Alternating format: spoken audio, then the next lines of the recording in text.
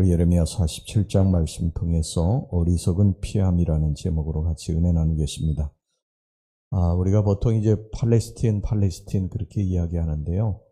이 팔레스틴이라고 하는 지역은 보통 이스라엘 땅 그리고 시리아, 요르단, 레바논 이쪽을 이제 팔레스틴 땅이라고 그렇게 부르거든요.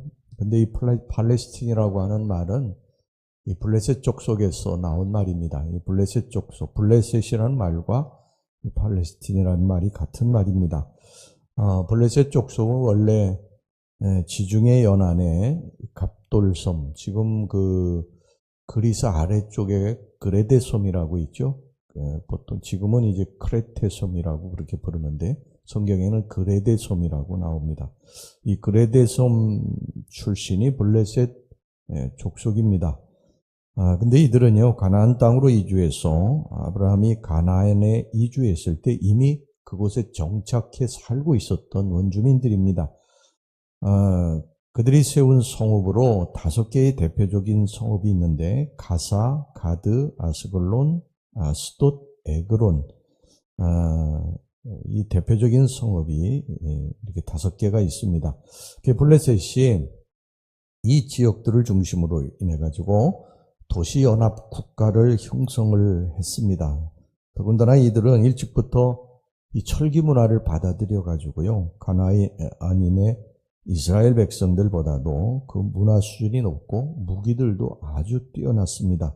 그래서 사사시대까지만 해도 이 청동기 문화 수준에 머물고 있던 이스라엘 민족은 블레셋 족속들에 의해서 굉장히 많은 큰 고초를 겪어야 됐습니다. 그러다가 이스라엘이 이제 다윗 왕 때에 다윗이 막강한 그러한 영향력을 행사하면서 블레셋은 한동안 이제 이스라엘에 눌려 지내게 됐습니다. 근데 이스라엘 왕국이 이 솔로몬 왕 이후에 솔로몬이 하나님 앞에 범죄함으로 말미암아 나라가 이제 남유다 또 북이스라엘이 갈라지게 되지 않습니까? 그래서 이 갈라지게 되면서 다시 이제 세력이 왕성하게 되고 이스라엘과 유다를 계속 괴롭히게 됩니다. 이처럼 이스라엘 백성들, 이스라엘 민족과 이 블레셋 민족은요, 끊임없이 서로 물고 먹히는 그런 그 악연의 관계를 가지고 있었습니다.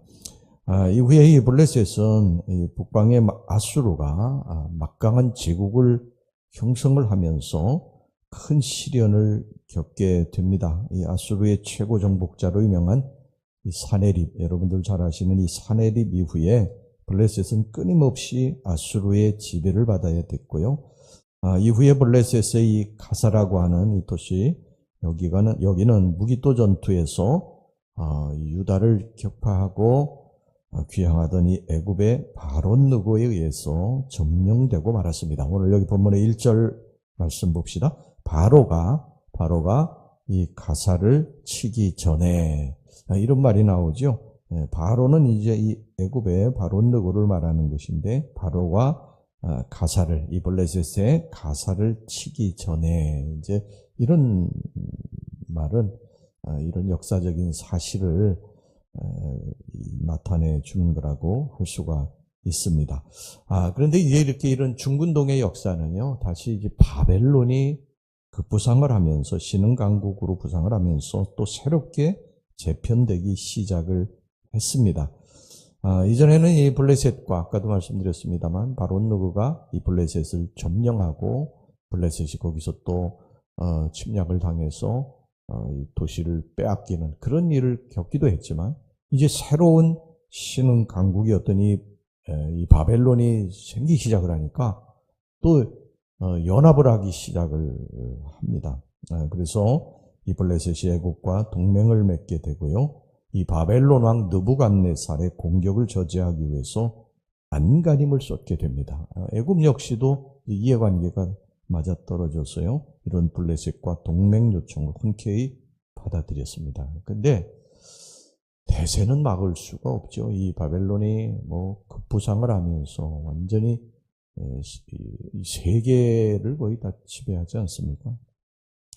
근데 사실 이렇게 된 거는요, 이 바벨론의 역사, 이 바벨론이 이렇게 바벨론을 세우신 분이 누구냐? 성경을 보면 당신의 백성들, 이스라엘 백성들 하나님 앞에 범죄함으로 말미암아 하나님께서 세우신 제국이에요. 그러니까 하나님이 세우신 제국을 지금 블레셋과 또 애굽이, 블레셋과 또 때로 아수르가 이렇게 연합해가지고 이 블레셋은 이제 살기 위해서 계속해서 이 나라와 저 나라와 또 연합을 맺게 되죠. 여기 보면요, 4절을 보세요. 4절 보면 두로와 시돈의 또 도움도 구하게 됩니다. 블레셋이 애국과만 동맹을 맺은 것이 아니라 4절 보면요, 블레셋 사람을 유린하시며 두로와 시돈에 남아있는 바 도와줄 자를 다 끊어버리시는 날이 올 것임이라. 여호와께서 갑돌섬에 남아있는 블레셋 사람을 유린하시리라. 그러니까 이 두로와 시돈, 지금 이제 레바논에 있는 도시죠. 이 두로와 시돈도 그 당시에 그 지중해를 이렇게 끼고 있는 해양 민족으로서 강력한 힘을 가지고 있었던 민족이에요. 그러니까 또 이 블레셋이 애굽하고만 연합을 맺는 거, 동맹을 맺는 게 불안하니까 또 두로와 시돈을 또 찾아가서 동맹을 맺게 됩니다. 그런데 아까도 말씀드렸습니다만 정말 중요한 게 뭐냐면 하나님이 바벨론을 세우셨기 때문에, 하나님이 바벨론을 세우셨기 때문에 이것이 이 나라 저 나라하고 연합한다고 해서 이게 되는 것이 아닙니다.